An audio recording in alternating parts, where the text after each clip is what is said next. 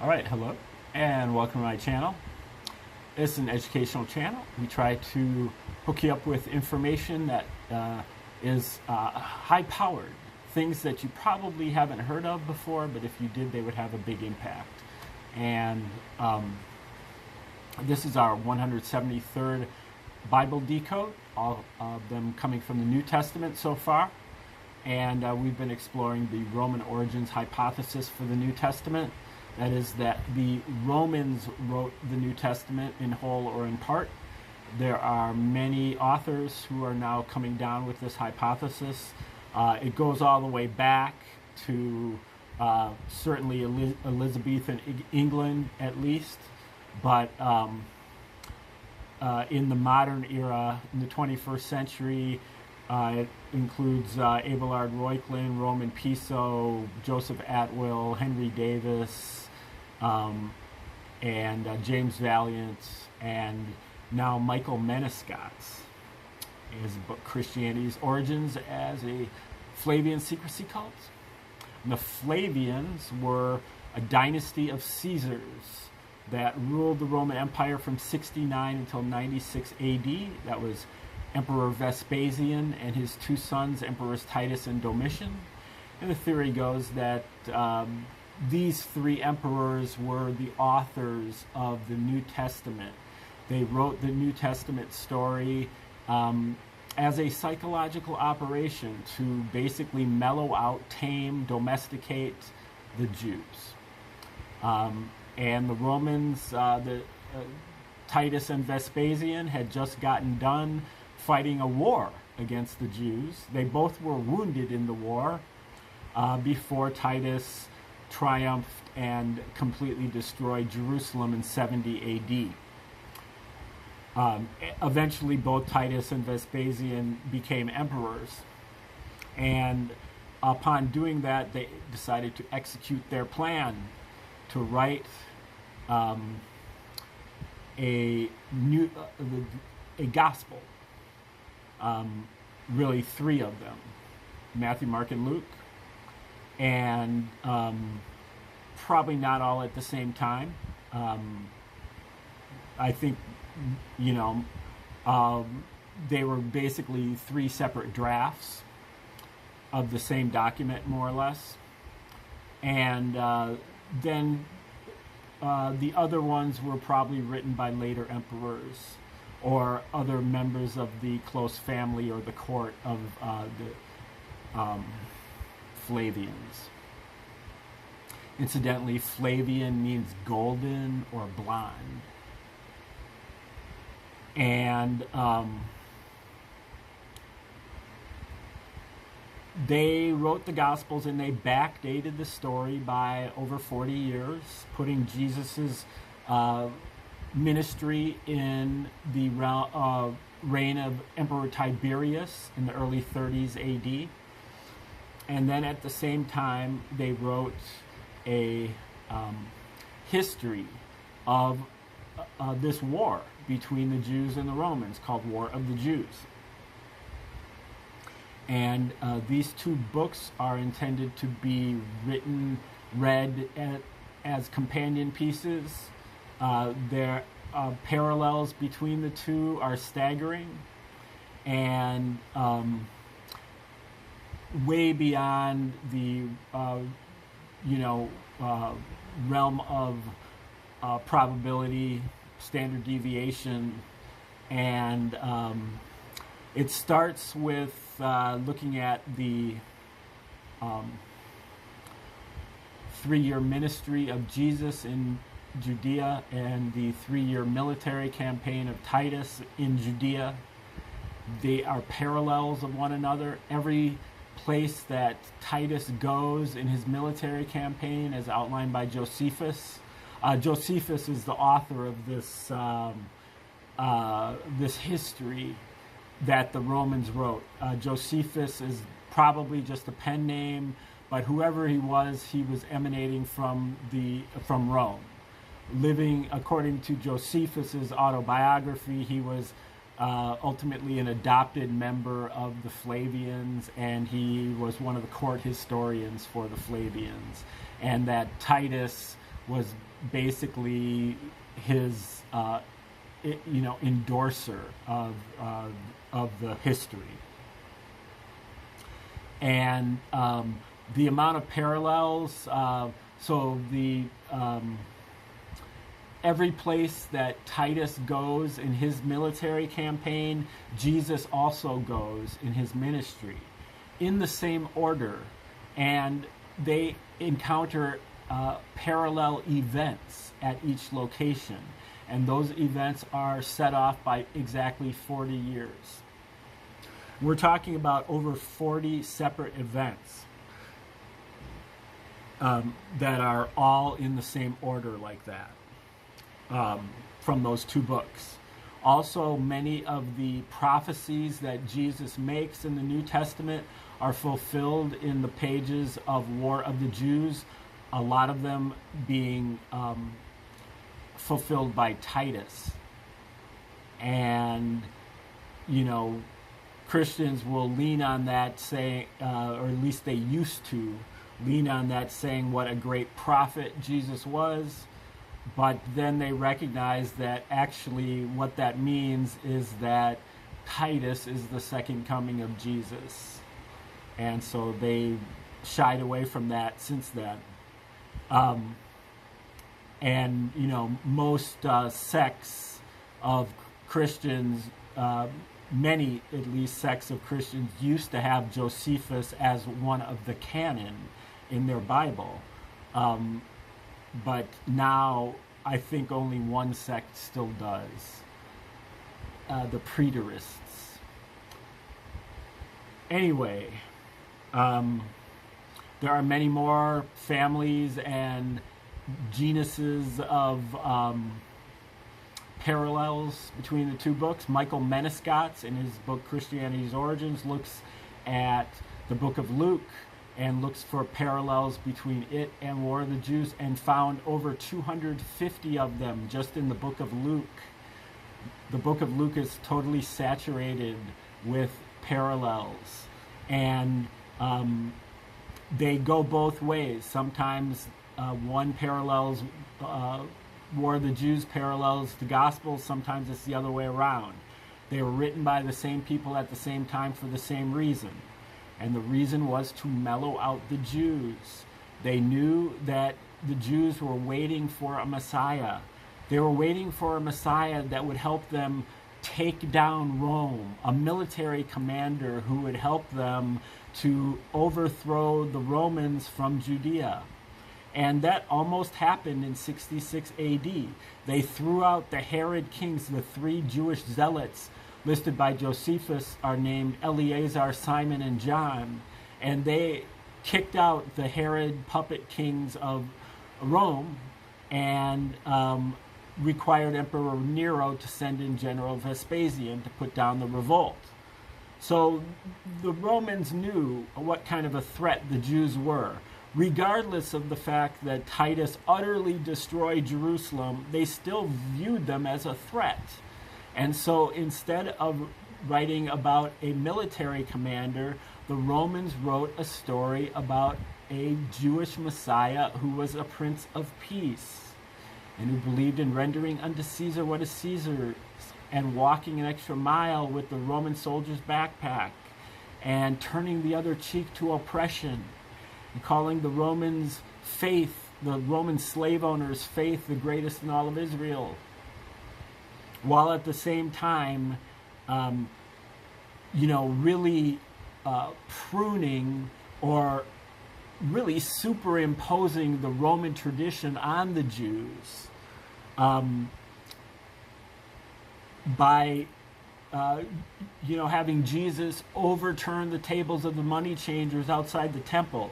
Those are Jews, and he's taking a direct attack against the Jewish rituals, making sure that all of the money brought into the temple was kosher, that it didn't have graven images of it, like the Roman coins did. And overturning the commerce of the Jews that are outside the temple selling small animals for the sacrifice inside the temple. Again, Jesus is taking direct aim at the Jewish rituals And that was the reason why the Romans were doing this. And with the secondary reason being much more mean-spirited and vain, which was that Titus could never get the Jews to worship him. They would rather be killed than to worship Caesar. And so Titus, concocted this story of Jesus to get them to worship him without them knowing it. And so they wrote him in as Titus, as the second coming of Jesus. But Menescots, found these 250 parallels in the book of Luke. He also graphed them on a chart, putting the book of Luke on the vertical axis and War of the Jews on the horizontal axis. And every parallel that he found, he plotted the points. And after plotting 250 plus points, he formed 5 near-perfect letters in Latin, the language of the Roman Caesars. Not only did the Romans write the book of Luke, but they literally signed their names to it. APTVS. At least they put their initials on it. Arius Piso, Titus Vespasian. Arius Piso was kind of like a shadow character in the Flavian court.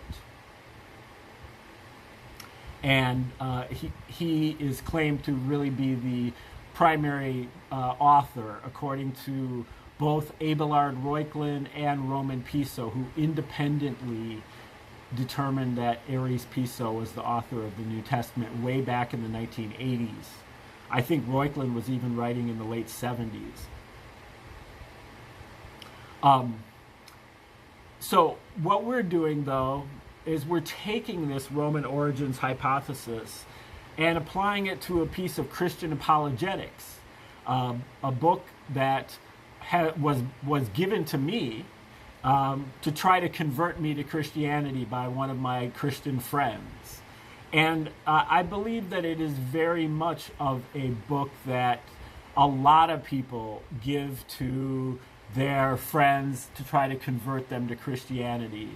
And it is by this guy, Lee Strobel, called The Case for Christ.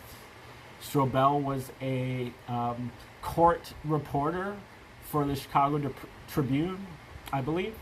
And he wanted to write a book about Christianity that proves it as a legal matter. And so he ran around the country visiting various scholars from all points, and going over different aspects of the faith with these various scholars. And he was incredibly successful with this book, to the point where he wrote another 30 or so books that are all based on this first one. The case for the resurrection, the case for the virgin birth, the case for the miracles, the case for this and the case for that. I haven't checked out any of those books, but what we're going to do today, this is our 4th installment, is go through some more of these notes that really show that this book, which is attempting to make the case for Christ, actually makes the case for Caesar. He thinks that his arguments are for Christ, but if you understand the Roman origins hypothesis, most of the arguments turn into arguments for Caesar instead. Now, he's talking to, I can't remember which scholar, Habermas or Yamauchi, and he's talking about the Talmud, which was a Jewish writing. There's probably their second most important writing that came from the rabbinical tradition through between the 2nd and the 6th century or something, not only in Babylon but in Palestine. And the Palestine campus was set up just right after the War of the Jews by the Flavians. Okay, the story of Yohanan ben Zakkai, who was really the founder of this rabbinical Judaism, is almost exactly the same as the story of Josephus. And basically the Romans set, after he defected and gave Vespasian a prophecy that he would one day become emperor, then Vespasian hooked him up by giving him a land grant so that he could set up a campus for the study of the Torah and the other scriptures of the Old Testament. And so that is really how the Talmud is born. So really, the Talmud is actually a Flavian thing as well. And it shows the MO of the Romans. They created a number of different religions here in the first century, not just Christianity, but also rabbinical Judaism. And so he's referring, so this is all, what's also true is the people that wrote the Talmud, the Jews that were at this campus, they had been eyewitnesses to them creating this fiction about Jesus. So the Jews who wrote the Talmud knew that Jesus was a fiction. That's just the background here. So now Yamauchi is saying there are a few passages in the Talmud that mention Jesus, calling him a false Messiah who practiced magic and who was justly condemned to death. They also report the rumor that Jesus was born of a Roman soldier and Mary, suggesting there was something unusual about his birth. So, I said, in a negative way, these Jewish references do corroborate some things about Jesus. That's pretty weak. Okay, so that's just like a negative, but it gets infinitely weaker when you recognize the Flavian influence of all of it. That, you know, these Jews were, they knew Christianity was a fraud at the start, and their whole thing is born out of the Flavians as well. And they even say Jesus was born of a Roman soldier and Mary. So, you know, the thing about the Romans is, and the Jews here as well, is that the level of their humor is mocking, ridiculing, mean-spirited, and sometimes worse, sometimes downright pornographic. And so you recognize that both of these groups of people were very willing to participate in riddles, enigmas, rhymes, name switching, aliases, typology, and other, you know, other form decodes, other forms of kind of subtext. And I can certainly imagine the Romans kind of like as a pastime reading these Gospels to each other and laughing about it at the court. You know, so anyway, now we're talking about Jesus. He was a healer and miracle worker, even though it ascribes these activities to sorcery. So he's using this again, this Talmudic phrase, how he was a sorcerer and a magician, and he's saying, well, they call him a sorcerer. That's ridiculous. But it does say that he was, you know, that he did miracles. So they kind of cherry pick the part that they want and get rid of the part that you don't want. Now they're talking about the Quran. Muhammad's biography was not written until 767, more than a full century after his death. So the situation with Jesus is unique and quite impressive because they wrote about it like only 40 or 50 years later. God damn it. What happened now? Phone is overheating. Okay. I guess that's it.